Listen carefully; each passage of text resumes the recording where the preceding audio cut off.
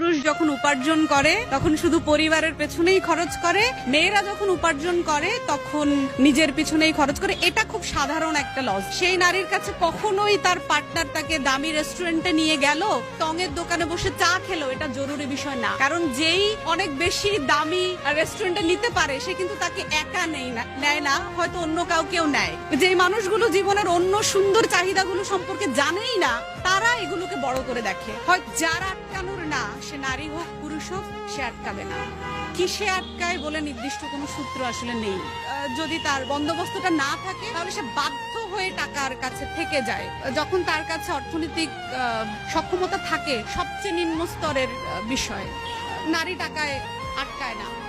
ভালোবাসা একটা আলাদা শব্দ, স্বামী স্ত্রী একটা আলাদা শব্দ। সামনের মানুষটাকে ভালোবাসি বলে তাহলে তার সব ধরনের দায়িত্ব নিবে।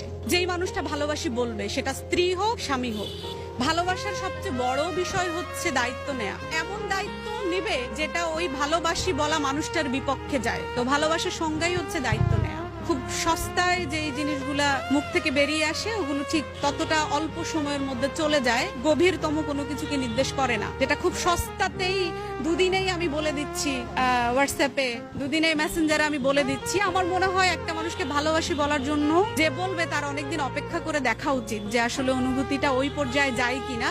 আর যদি আমরা অপেক্ষা করে বুঝে শুনে বলি, তাহলে আমরা ওই বলার দায়িত্বটাও রাখতে পারি। শব্দটাও এত সস্তা হয় না, কিন্তু আমাদের এত সময় কোথায়?